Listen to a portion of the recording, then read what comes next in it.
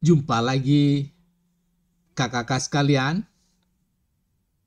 dan tentunya moga kita bahagia dan sehat prima.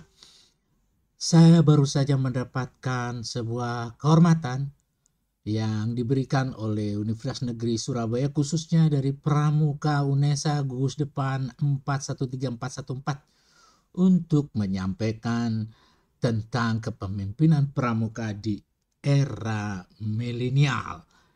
Inilah yang akan kita lihat secara bersama-sama, untuk kita kaji bersama-sama, dan tentunya ini nanti akan kita ulik berdasarkan dari opini yang saya miliki. Ada disclaimer, sebagai pramuka tentu harus suci pikiran dan perbuatan, menyatakan bahwa gambar, visual, foto-foto yang ada di slide ini bukan karya saya semata, namun merupakan unduhan dari dunia maya. Terima kasih tentunya sang kreator gambar-gambar dan visual bisa menghiasi slide ini. Slide pertama saya adalah masalah encouraging ideas. Jadi bagaimana mengencourage, bagaimana mengangkat dan mendukung dan memberikan suatu, ya katakan desakan kepada seorang orang agar memiliki motivasi tinggi terkait dengan kepemimpinan.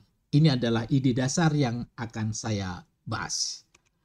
Ini ada sebuah apologizing bahwa paparan ini cenderung mengambil sisi lain, agar tidak terkesan seperti teori yang muncul kemudian saya tampilkan, tapi ini lebih kuat supaya daya bedanya ada. Namun tetap pada kawasan nilai-nilai dan sangat bertegur sapa lah dengan teori yang ada.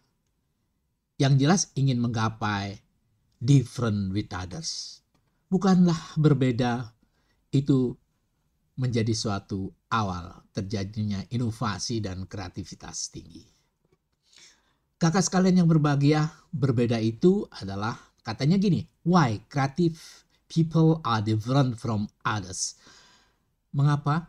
Karena berbeda itu akan menjadi suatu titik pandang kita. Dengan beda itu kita akan memahami bahwa kita tidak menjadi follower, tetapi menjadi leader. Bukankah leader itu adalah harus menunjukkan keberbedaannya dari yang lain sehingga tidak terkesan menjadi follower.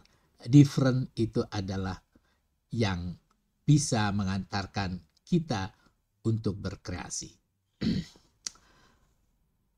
Anjuran bacanya banyak kawan-kawan, tapi yang saya sarankan ini sudah dalam bahasa Indonesia saja ya. Lead or live untuk millennials. Ini apa? Kita memimpin atau mungkin akan tertinggal. Ini yang akan saya angkat juga sebagai pemicu dari pemahaman kita tentang kepemimpinan pramuka di era millennials. Sekarang berbicara tentang generasi. Bukankah milenial itu kaitannya dengan gambaran atau level dari generasi yang kita lihat? Kita akan berbicara generasi karena generasi sebagai audiens, generasi adalah orang-orang yang akan kita pimpin. Ini ada generasi X, kecenderungannya adalah loyalis pada sebuah lembaga atau loyalis pada sebuah institusi. Ini adalah seorang orang atau ya manusia yang dikategorikan sebagai generasi X. Kemudian generasi Y. Ini seorang yang loyalis pada profesi. Jadi tingkat profesionalnya tinggi, responsibility-nya pada profesi tinggi, kemudian inovasi pada profesinya tinggi. Ini trend off dari generasi Y. Ya, jadi dia loyalis pada profesi. Beda dengan X tadi pada lembaga, pokoknya dedikasinya pada lembaga gini, tapi ini profesi sehingga dia lebih cenderung kompetisinya di kompetisi profesionalis. Kemudian generasi Z. Ini loyalis dan gandrung terhadap kreativitas, apalagi dengan apa teknologi-teknologi yang baru. Ini generasi Z atau orang mengatakan Gen Z.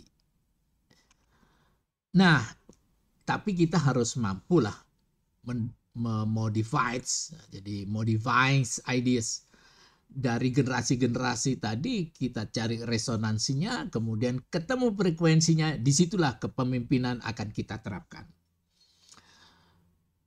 Pertama harus yang kita sebut dengan providing feedback. Kita secara etis sebagai seorang pemimpin harus mampu mendengar, kemudian memberikan semacam balikan-balikan terhadap sebuah tindakan yang kita lakukan. Ini penting. Feedback menandakan, jadi sekali lagi, feedback menandakan kita punya kepedulian. Kita pada anak-anak yang milenial, katakanlah yang tadi di generasi Z atau Gen Z itu tadi, kita memberikan balikan. Jadi kepedulian itu ada, tapi juga give alternatif dengan limited direction.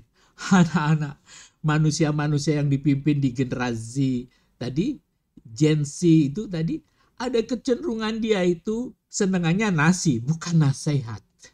Jadi kita harus bisa mengarahkan kepada mereka pada suatu limited direction. Jadi apa itu, jangan terlalu banyak nasihat dan sebagainya, menggurui dan sebagainya, karena di otak generasi Z tadi atau Gen Z tadi itu terkonstruk. Jadi kita melihat itu sudah ada pendewasaan di benak mereka. Oleh karenanya terlalu banyak arahan, terlalu banyak direction, itu mereka kreativitasnya justru akan menurun. Hati-hati bahwa mereka adalah orang-orang yang gandrung terhadap teknologi sehingga dia mengantongi informasi lebih cepat daripada pemimpin. Kadang-kadang demikian. Ini ada B for millennials, ada B, R, E, dan V. Kemudian I. Jadi kita lihat B-nya itu apa? Pertama adalah behavior. Untuk Gen Z berikan akses komunikasi secara luas. Lalu jangan mengambil jarak. Ya, jadi close kita, dekat dengan mereka. Karena dekat dengan mereka akan terjadi suatu hubungan resiprokal, timbal balik. Kita yang memimpin kadang-kadang itu miskin dalam informasi. Tetapi yang dipimpin, yang masih generasi Z tadi, Gen Z tadi, dia fully in knowledge, fully in information. Informasinya sangat luar biasa.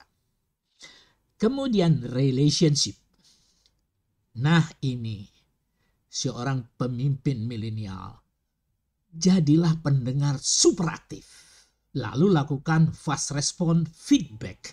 Jadi begitu, jadi ada FRO ya, jadi fast response organization, tapi ini fast response leadership. Jadi fast cepat merespon feedback kepada mereka, memberikan feedback. Ini relationship yang harus kita bangun. Jadi close, dekat, jangan avoid atau menjauh atau kita kurang dekat pada mereka. Lalu E-nya adalah attitude. Berikan kepercayaan. Sehingga ada trust, kemudian timbul confidence. Lalu lakukan daya untuk bisa menyelesaikan persoalan yang menantang. Bukankah pramuka mengajarkan suatu aktivitas yang menantang? Dengan menantang itu kita akan mampu menjadi seorang yang mempunyai challenge untuk bisa lenting atau memiliki mental agility. Generasi Z atau Gen Z ini kecenderungannya menantang dia. Menantang. Jadi dia selalu membuat suatu strategi-strategi yang different with others, berbeda dengan yang lain dan sebagainya. Lalu value, V-nya ya, dorong untuk berbuat yang memiliki makna universal atau viral semesta. Ini penting. Dia punya, kalau kita memberikan makna universal, mereka memasuki suatu ranah global. Dia sekarang tidak memiliki batas-batas. seperti halnya yang kita pahami sekarang. Jadi there is no border, sekarang terbuka. Oleh karenanya berikan makna universal dan viral semesta. Itu yang harus dikembangkan pada kepemimpinan di era milenial itu. Lalu environment. Menciptakan kondisi yang bagus. Ciptakan suasana tanpa sekat. Dan perpendeklah birokrasi. Jadi tidak boleh tall bureaucration, tetapi cenderungannya flat bureaucration. Ini yang harus dipahami oleh kita semua. Jadi semuanya memiliki suatu trust, lalu memiliki tindakan cepat, kemudian mampu mengambil justifikasi secara cepat. Itu di era milenial. Terima kasih kepada kawan-kawan semua, kakak-kakak yang berbahagia. Syukur kalau bisa subscribe dari unggahan-unggahan kita yang sarwa macam-macam. Itulah yang bisa saya sampaikan dan salam pramuka.